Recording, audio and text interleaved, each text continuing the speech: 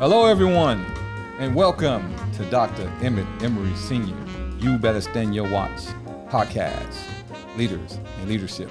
Today, I'm here with a unique guest. Yeah, you probably hear me say that a lot, unique, special. But this individual is very unique because he uses hands to destroy your body. No, he uses hands not to destroy your body, but to help your body. He's a chiropractor, Dr. Faheem Nasir. Dr. Faheem Nasir is a chiropractic doctor who has practices in Atlanta and Tampa. The name of his practice is Alpha Pro Wellness Center. Dr. Faheem attended North Carolina AT&T State University in Greensboro, North Carolina, and is a two-time alumnus of Life University in Marietta, Georgia.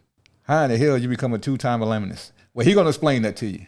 Ladies and gentlemen, welcome my guest, my friend, my frat brother, Dr. Faheem. Tell my audience about you and about your accomplishment. Yes, I'm Dr. Faheem Nasir. I'm from Maryland, the Maryland area. Basically, I've lived in different places. We've traveled as we've moved a lot as a kid, but we were able to do a lot of things as far as knowledge and education. My dad moved for education, so to educate his children. It's 12 of us, and I am number 2, and I have the protector thing going for me because number 2, you have to protect the children that come behind you, is what my dad always pushed. I'm married. My wife is Mona, and she's a beautiful woman. And we have 2 children, Lena and Isel. And I went to Life University, a 2-time alumnus because I have a biology degree from them, as well as a chiropractic degree. Well, that answers my question.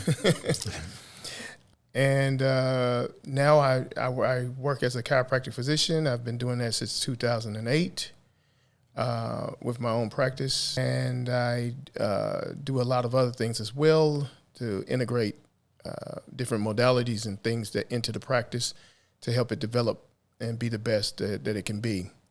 We do disc decompression, spinal disc decompression, that helps your body heal without having surgery. It's a really good thing when you can do something besides surgery. Yes. So we're going to get more into that. So you can start hitting that because you're about to get deep into surgery and non-surgery. Okay. All right. Briefly, chiropractors can perform a variety of procedures to help treat musculoskeletal issues, aiming to correct alignments, cut down on pain, and support the overall healing process. A key technique for chiropractors are manual adjustments of the spine, joints, and muscles using different types of force and pressure. For example, and I want you to explain each one. This commonly includes manipulation of the spine. Manipulation of the spine? Yes, sir.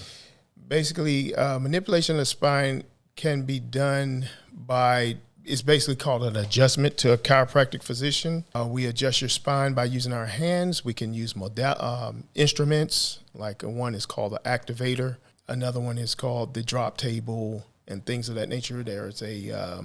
So what is the activator exactly? Because I was born in the 60s, raised in the 70s.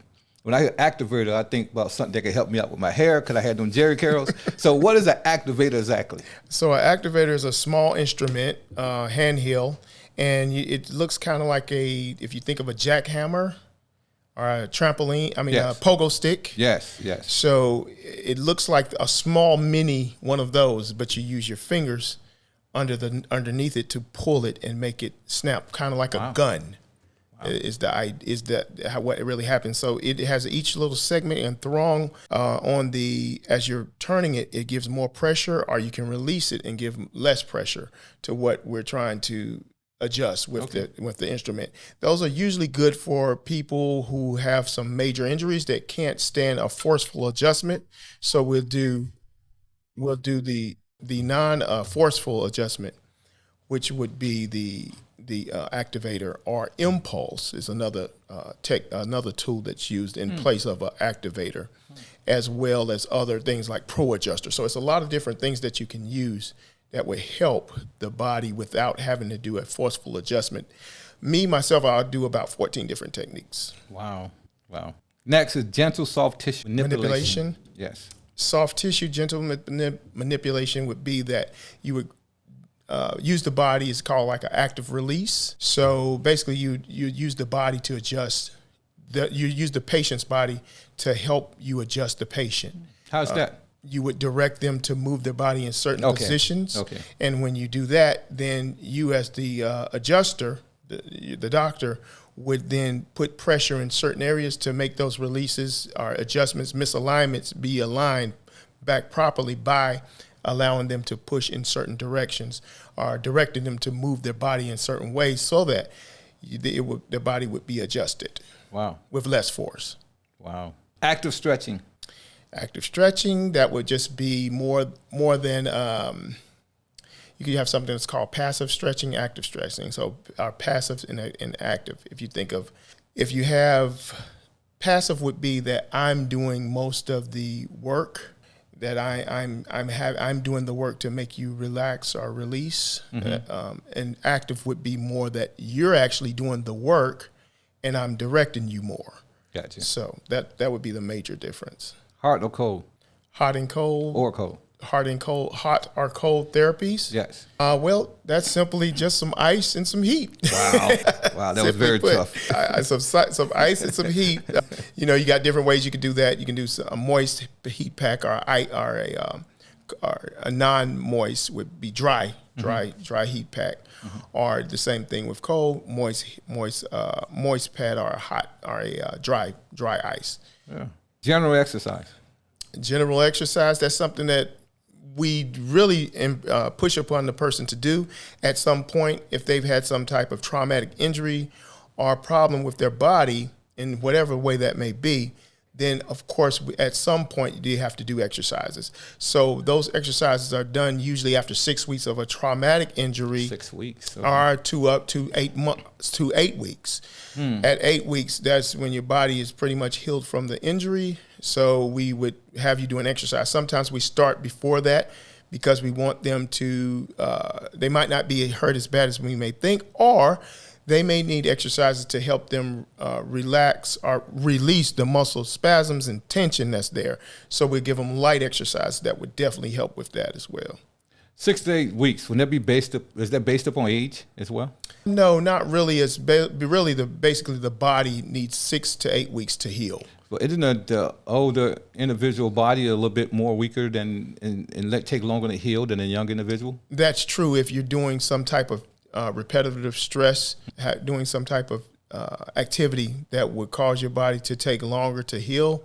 So you're constantly re-injuring or having micro exacerbations, which will cause your body to take longer to heal. But the actual period of a body anybody it takes to heal is 6 to 8 weeks. Okay. Wow. Nutritional counseling. Nutritional counseling usually done with food and nutraceuticals. Nutraceuticals are things that you think of if you have a pharmaceutical. Pharmaceutical is a actual drug of some sort, but nutraceutical really is what a pharmaceutical set out to be in the beginning. Basically, herbs and food used in a medicinal way to heal any type of problem with your body. Farm meaning pH. They have pH, but it's really FARM. Farm instead of PHARM. So really it's coming from the earth to the table, pharmacy, but using a medicinal purpose to solve your problem. So that's the nature of the pharmaceutical, but it's has things in it now that cause other ailments, unfortunately. But the pure purpose of a pharmaceutical was to be what a nutraceutical is today, which is to food that's used to heal the body. You say farm with the F comes from the earth to the body. So could that be the same as using medical marijuana? It comes from the earth to the body. Medical marijuana falls into that category. It's used to heal the body naturally, and it does help the body actually with a lot of ailments, many ailments that now as far as inhaling it, might not be the best way to get that. Many people do inhale it, but it's whether you inhale it or whether you take it orally, into your digestive system, it helps. It does solve major problems, and not to mention the herb hemp is used in many different ways as far as even clothing that would be helpful, that lasts longer than cotton. Now, back in my college days, whenever I was in pain, I used the marijuana. I didn't put the medical in the front of it. And it healed a lot of pain. It made me hungry, but it healed a lot of pain. So what about the regular marijuana versus the medical marijuana? Is that the same marijuana, just put medical in front of it? Yes, in certain ways it is, because there is, when you think about it, it's the THC is the part that they take out. Yes. So that's really the part that makes you test positive for something if you're taking a test. And vice versa. But some of those... Well, let's not give out too much information. People still applying for jobs. But yeah, so we definitely want to make sure that we use the best grade in either way. But how will you know that? It helps in both ways. So it's not an issue of, I wouldn't say one is better than the other. Okay. I'd say it just depends on how you're utilizing it. And, I'm not telling you to go out there and buy some off the street corner or anything, but, it does help either way. I've seen the results of it, not personally myself, but from patients that use it in both ways. And I've not had I always hear good results. Okay, that's a good thing. Okay, now we're going to talk about the parts of the body that the chiropractor specializes in. I'll say the part, you tell me how you treat it. Okay. The neck. Well, we treat the neck by giving it, basically we treat all the body parts similar in similar fashion. But the neck specifically, there are things that occur when you have certain type of injuries, a lot of injuries today, some type of a basic injury is like a text neck. So usually text neck is just used from people that, they text a lot or they on video games a lot. Wow. So we're treating that, even though it's not you wouldn't think of it as a traumatic injury. It's more of a repetitive stress type injury, but it's still treated similarly to a traumatic injury in that there's a misalignment of the spine, but it's just due to repetitive stress versus traumatic stress. And basically we would put ice on it to relieve the tension, to decrease the muscle spasms, and to improve the blood flow with electrical stimulation. From there, we would give us maybe some ultrasound to decrease the inflammation, and then from there we'd actually do an adjustment. If at that point, sometimes we do need to look at an X-ray based on their history, to make sure that they don't have any other underlying conditions. And then from there, we actually treat them with the adjustment or any other therapies that they may need. But therapies are good before an actual adjustment because it helps to decrease the inflammation and helps movement of the body so that they can be ready for the adjustment. And then, of course, the diagnostic would be the X-ray, most likely. If not just X-ray, we might do an MRI as well, depending on the type of orthopedic test and examination. So that would be how we would treat the neck. So you mentioned the X-ray, you mentioned MRI, and you also mentioned sonogram. So how that used? Is it used interchangeably? Is it used one after the other? Or how did you determine which one of those to use? Most likely be due to the inflammation. We would use the ice and the electrical stimulation first, because that would take down the inflammation and would increase movement. So those would be the two we'd like to use. To push the electrical stimulation pushes blood flow through the body and allows the body to be more movable and more susceptible to any type of adjustment that may be needed, whether it's active release or any other type of different type of adjustment. Now the electronic, that doesn't shock the body? No, it does not shock the body. It actually, your body has electricity in it. You have atoms, protons, and electrons. So all of those, the atoms and all of those things, is basically chemistry. So the electrical stimulation is a model of your body, actually, meaning that the positive and the negative ends of that are meeting to creating a current through that negative and positive pole, and making your body be able to move better. So it's basically working with your body because your body already has the electro current running through it. It's just a different level. It's deeper. It's on an atomic base level. So you don't feel it like you would feel the current running through your body from electrical stimulation. So the electrostimulation are based upon voltage?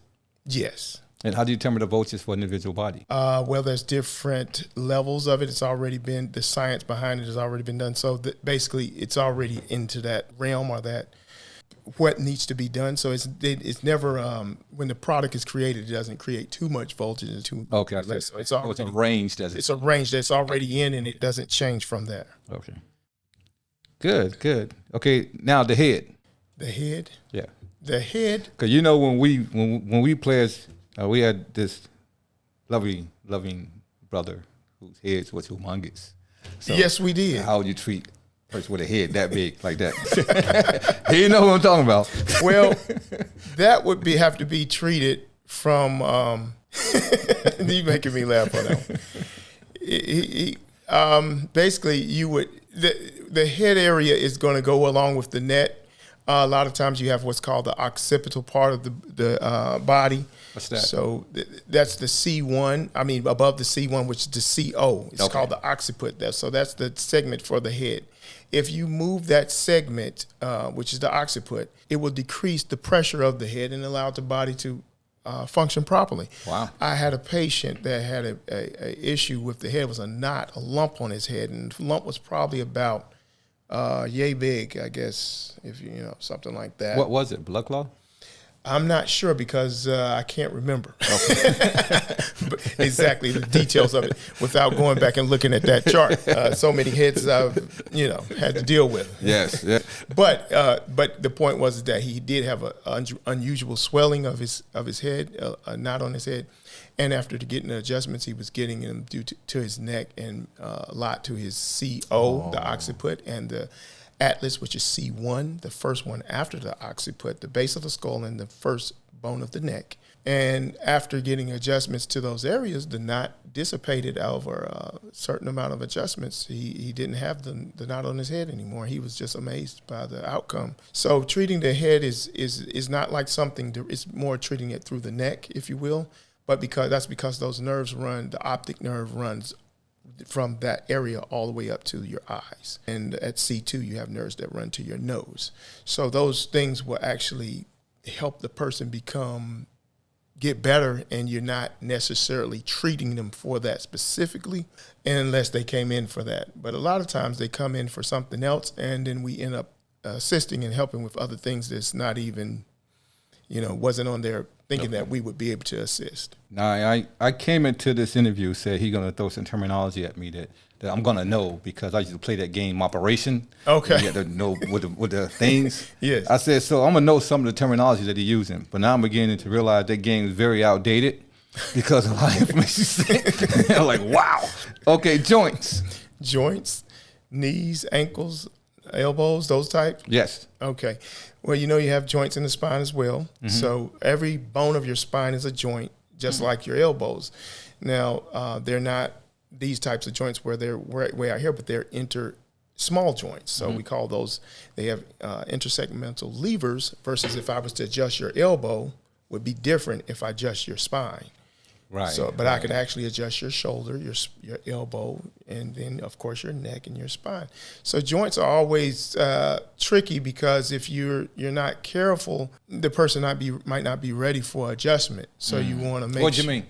It might be out of place, but you don't realize that you need to do something to it. So these type of joints would be a little tricky if you're not paying attention because you might just want to just adjust it like you're adjusting the spine. Mm-hmm.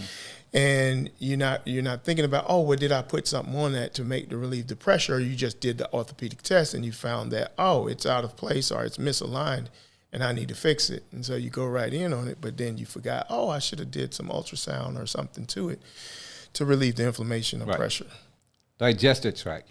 Digestive tract, we affect that from the spine at your T6, T7, T8, T6 stomach.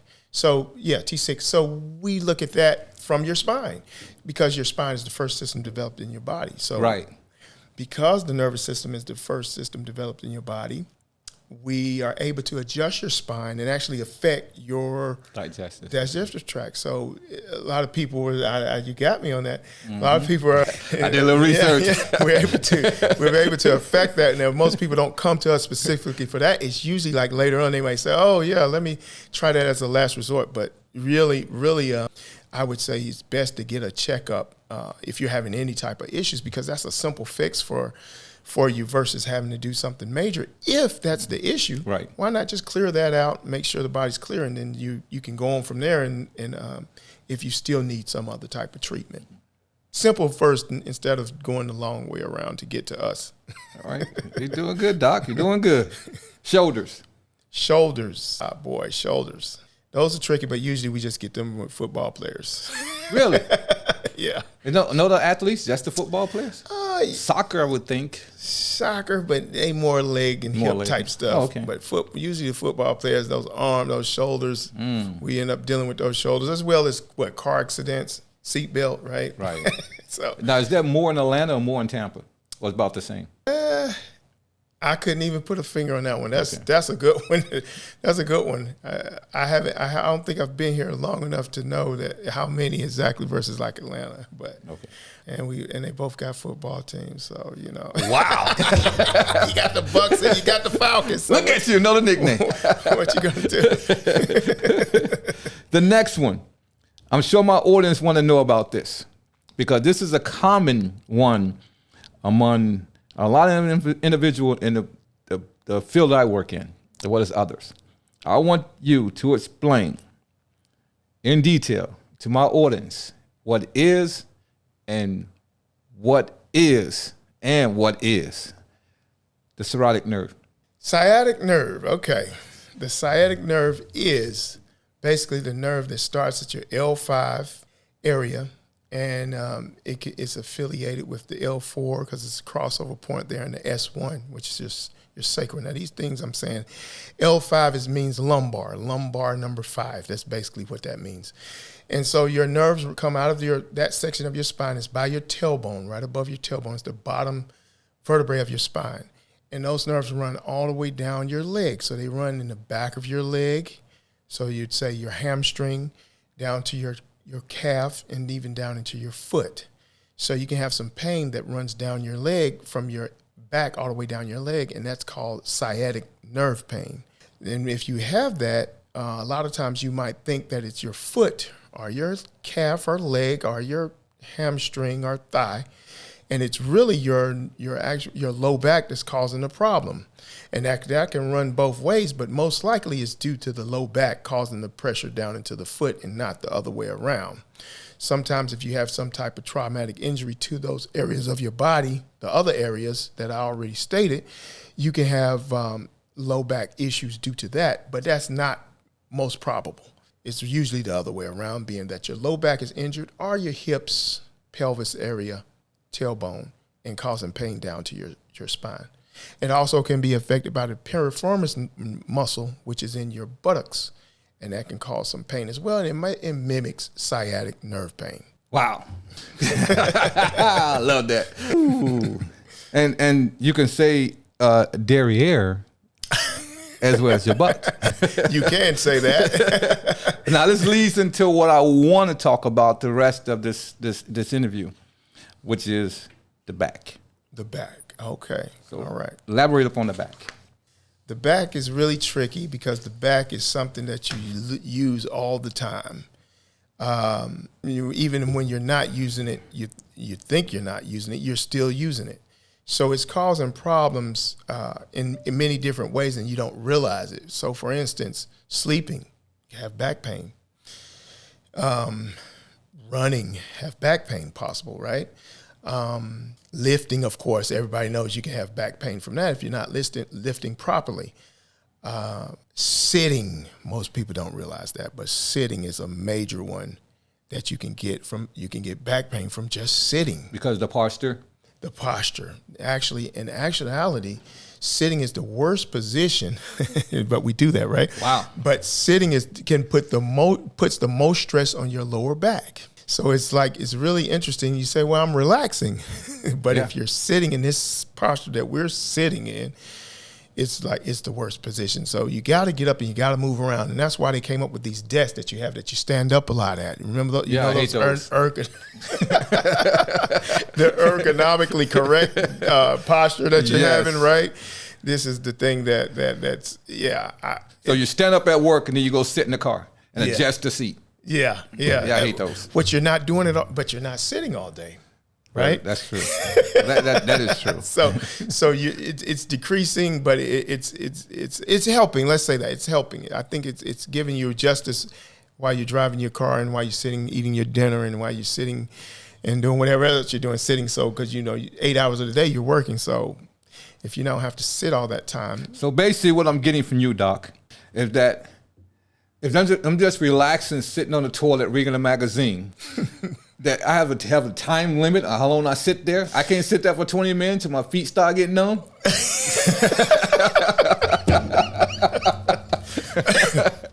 We definitely wouldn't want to do that. But, we all had those days where we had to sit longer than we thought, right? Yes. So, you definitely want to limit your sitting. But, hey, and when it comes to the bathroom, you got your king on your throne, right? That's right. Our queen on your throne, right? Uh-huh. So we got to take the time to do that.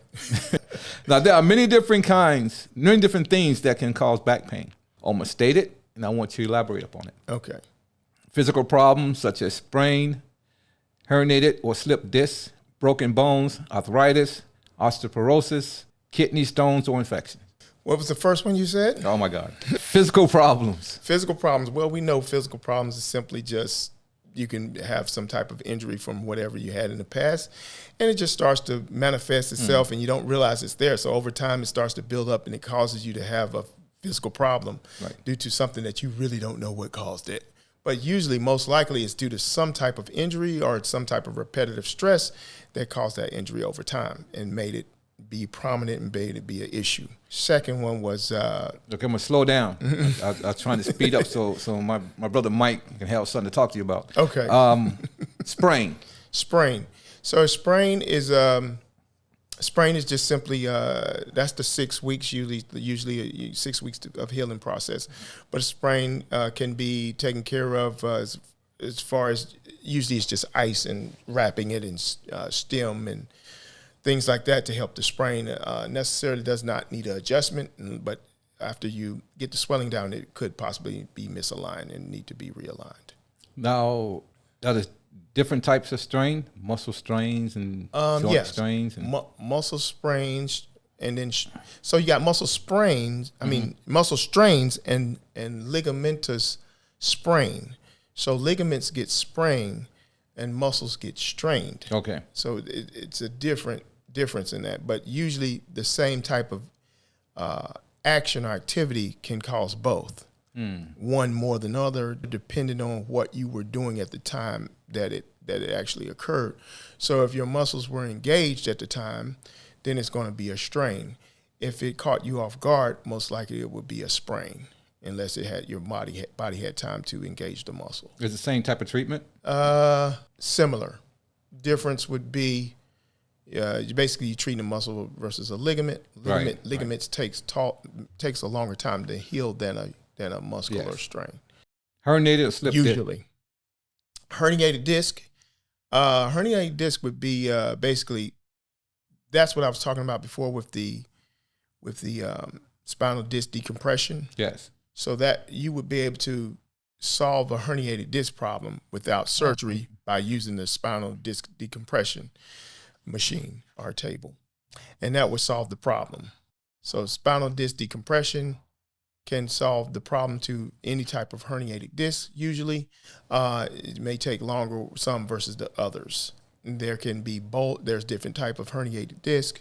Herniated means it protruded all the way through. If you think of a donut, anybody like Krispy Kreme or Dunkin' Donuts, the cream filled, right? I lean towards Krispy Kreme, but that's a plug for Krispy Kreme. But anyway, so if the donut is, if you think about a filled donut, jelly filled donut, and the fluid, if you squeeze the donut, the fluid filling comes out a little bit. Well, a disc herniation would be that disc filling came all the way out. A bulge would be less than a herniation in that pushing out. You can see it, but it's not poking all the way out. It didn't extrude. It didn't come all the way out. It didn't protrude all the way out. So you have disc bulge, disc protrusion, disc herniation, and disc extrusion. So all of those are different terms for a disc herniation type problem. And the worse it is, the more that you will need, most likely be given the option of surgery, the less likely given the option of surgery, and more modalities, things to treat it with therapy and things of that nature. But the spinal disc decompression table can solve that problem with all of those. Oh, okay. Without surgery. Broken bones. Broken bones. Now, let me say this. In some cases, if something has been really injured to the point where it is like broken as well as the herniation, then you probably will need surgery. So I'm not speaking of something that's extreme in nature, more of the ones that can be pulled apart and allowed for that healing process to take place over time. So decreasing the pressure to allow it to heal itself, in addition to the therapies that we're doing with it and that pressure that we're relieving by doing the disc decompression. So you just don't put a cast on it? No, can't do that. That's not going to work. And what was that other question? I'm sorry. That was it. Broken bones. Broken bones. Okay, yes. So broken bones. Broken bones. Yeah, broken bones. I was speaking more of the disc injury still, but back to the broken bones. Sorry. Okay, all right. I know you're losing me here, boy. Back to the broken bones. Broken bones. Yeah, you want to just put a cast on it. Put a cast on it. If you put a cast on it, you can't move it. It's not going to be able to heal. I mean, it's not going to be able to move and have blood flow going through it well. So it's going to shrink. Yep, it's going to shrink. But we deal with that after the cast comes off. So, if you have a broken bone, definitely want to put a cast on it. You can have a broken part of your spine. The only thing you can do for that type of thing, you want to brace it. If you got a broken rib, right, you want to brace it. Sometimes you don't. Well, with ribs, you might not even brace them because it restricts you. Right. So you just want to leave those alone. But something that you can put a cast on, you definitely want to put a cast on it. And as you would say, do it the old way. Yeah, do it the old way. Put the cast on it and let it heal. And then after that, then we can do some therapy on you and help you out. This is a tricky one here. Arthritis. Well, you can see it depends on how far along you are and how bad the arthritis is. But after a certain point, at any stage of arthritis, you can always get adjustments, which would be realigning the spine, misalignments that need to be realigned. It takes the pressure off and allows more movement. Also, you can do the E-stem and things like that. Now, with arthritis, it's bony. It's a bony issue problem. It's a bone issue more though, because it's growing extra bone, laying out extra bone in the area, and so that bone can irritate the body in the way that it makes it more inflamed in that area because you're moving around. And that's bone, in some cases, bone on bone. So your body still produce the growth of bones, even at that age? Yes, because it's trying to protect the body. The body has become look more fragile. So it's laying down extra bone to try to make it stronger. But when it does that, then it makes it more rigid. More rigid. So now you have another issue of too much bone overgrowth. So you might get spurring of the joints in certain areas and cause the person to be unable to move as much as they'd like to move. So you definitely got to put on. You would want to get adjustments to keep the movement going and try to stop the body from becoming more rigid because it's more fragile. So as you get older with osteoarthritis, you definitely want to do more exercises, body weight exercises especially, because that gives you the strength that you need to move around. Now, I read that arthritis starts around age 30 to 40. Is that true? It can depend on the diet and there are other things. So the diet determines the age? Not just the diet, but other factors as far as injuries, past injuries, and things like that. So you can have actually osteoarthritis as a younger person, even 20-something, because if you were injured and your body starts to produce it didn't heal properly, wasn't put back like it should have been, and over time, so more likely years, and you could have osteoarthritis for those joints that were injured or damaged. So more likely than less, an individual who's involved in athletics. could possibly have more osteoarthritis at a younger age. Absolutely. Especially if they started at age 8, 9, or 10. Exactly. They could have joints of an older person due to those injuries that were not taken care of properly. Because they're on the assumption because they're young, they healed without the proper and treatment. They healed, and that's the key, without the proper treatment. So the more active you are, even as a younger child, you definitely should be seen by a chiropractic physician, because that's what we do. We don't just do auto accidents. So we used to do a fundraiser for the children in the backpack. So we'd check spine, scoliosis for things like that. Stop the body, try to get the body to heal. To catch it before it gets worse. So if you want to catch misalignment or a scoliosis problem at an early age, we can stop it from getting worse by correcting it early, doing things that's necessary, or bracing it early, things of that nature. But that's the misconception of the public, that chiropractic, unless it's an injury or a bone adjustment, is for adults, not kids. That is a misconception. So yes. How do you communicate and educate that parent in the communities? Because I know you do a lot of community service. Yes. To let them understand that, hey, the same treatment for adults, with the exception of the arthritis or some other stuff, also relates to a child as a preventive measures for that age of 30 or 40. Yeah. Basically, what I do is a lot of times children will come to us by way of a car accident. The parent brings them in. So they want them to get checked, but otherwise they wouldn't have probably brought them in. Correct. Some parents do. They have the knowledge or information, however you want to word that, but a lot of parents don't, and so they bring us to them in that way. And after they've had the adjustment, then they realize that they could have brought us to, we have information usually that we give out to the parents, or we share information by word of mouth, by us just speaking to them about certain things when they ask the question. And I fought myself. I haven't done that as much lately. I guess I don't get as many children as I used to get, being in a newer area. But we do give them the information that's needed. And so whenever they come in contact with me, they do get that information that their child needs to be checked, especially if they're an active child, very active child. Definitely want to get them checked and make sure that they're being checked at least on some type of regimen, depending on how active the child is. What about kidney stones or infections? Kidney stones and infections. Well, you can have pain from a kidney stone in your lower back. So adjustment is not going to help that. Now, adjustment can help your kidneys function better because of the nervous system. So the nervous system can affect the kidney, yes.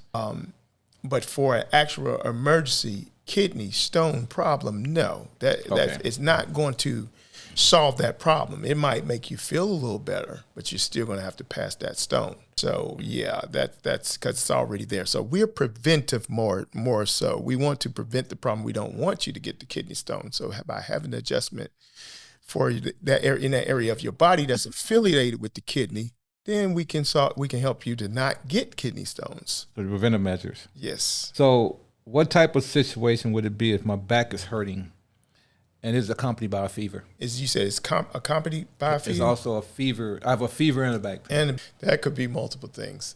So, yeah, I would say, hey, go get a checkup and check on that fever first. Yeah. Because having a fever, now, I do say this about the fever. Having a fever is your body's thermostat to say, hey, it's a problem here. Right. And it's alerting you that there's an issue. So you can run the course of the fever. Some people do that. Or you can say, okay, I want to go get a checkup to see what's going on here. Usually a fever does take care of itself in a few days. If you take some simple medications, something over the counter can usually solve the problem as far as, you're not having the symptoms that you're having. But expressing a fever is nothing wrong with that. And a lot of people choose to do that, and that's okay. It just really depends. It's up to the person whether the fever. So I would be most concerned with the fever and not the low back pain per se. If there was fever in low back, I'd say, hey, let's. What do you like to do? As the patient, I'm going to ask you, what is your preference? So you want to let it run its course, that's fine. You want to take something for the symptoms that you're having, that's fine as well.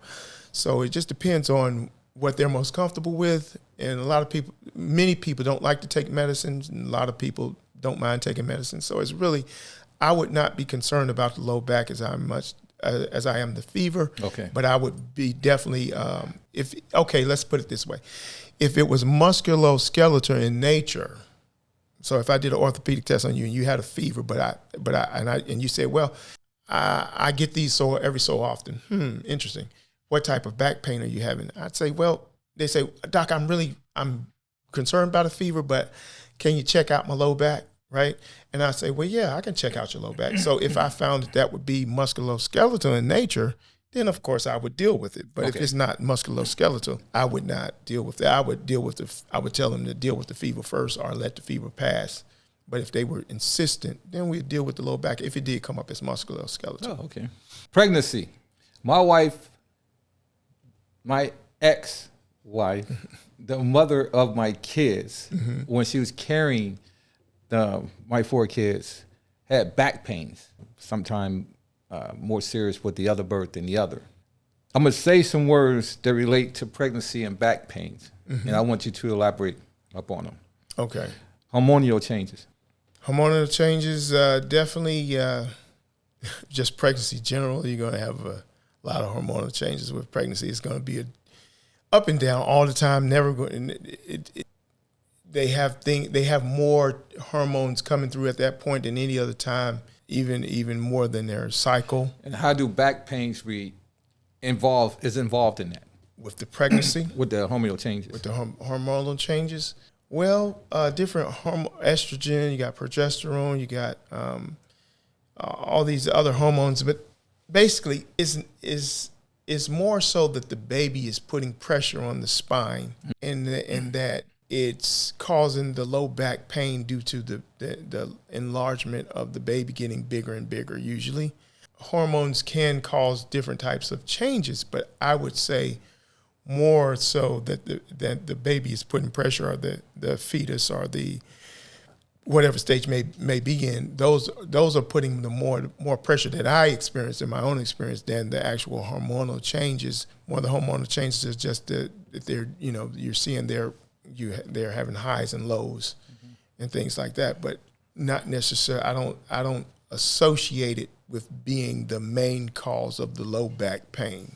I think it's the chicken before they had the chicken being the baby, the fetus, than the hormones. Does that make sense? Yes. About stress. Stress while pregnant or just in general? Back pain. Yeah, pregnancy. Pregnancy. And we're talking about back pain with pregnancy now. Okay. Don't go away from this. We're going to talk about this here. Okay. So the stress, of course, the stress is coming from everywhere. So the hormones, it's amazing at what's going on with their body at that time. So it's just so many changes that's taking place, and it contributes to back pain. That's contributing to the back pain, the stress. The think about a seesaw, right? You got this part right here, and then nothing's back there to counteract, right? Correct. So it's just putting a lot of stress on that lower back. Like your front heavy. Yes, absolutely, making that back just worse and worse and worse. About shifting of the uterus. Yes. The uterus shifts. It's getting bigger, right? They're carrying more there. The muscles in their stomach, the abdomen are getting weaker, causing problems on the back. It's pulling it. So it's putting a consistent, constant pressure on the lower back by that pressure being put here, and it just makes it worse. The stress is coming from it's physical stress as well as mental stress, of course, with the hormones and all of that. So that just makes everything worse. What about weakened abdominal muscles? Same thing, what I was just saying. So they get weakened by that the baby is pushing through and making noise. Sometimes they even separate the muscle. So you can have this abdominal separation, which is very bad. That sounds painful. Yes, and so when that happens, it takes a long time for them to get their six-pack back. And a woman endure all this. Yes. And then they come back and heal from this. Yes. So how do you think a man would respond? He had to go through all that. Oh, man, we'd be in trouble. we'd be in trouble. I don't think we could handle it. We don't have enough emotion to handle it. We'd probably have a heart attack. Now, there is no evidence to suggest that the sex of the baby has any bearing on the likelihood of back pain during pregnancy.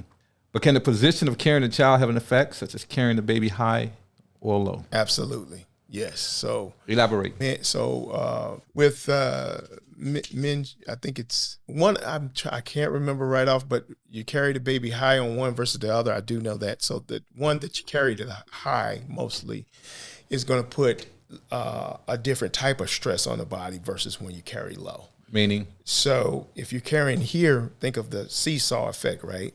So it's going to be more lower. Right? Oh, if you carry it high, you got more lower back pain? Right, because it's pulling. So it's vice versa. Right. And if you carry it high, low, it's got a higher back pain. Oh, okay. All right. I didn't know that. Yeah. So you got L1, L2, L3, L4, and L5. So you're carrying low, you're going to have a higher chance that the weight is higher.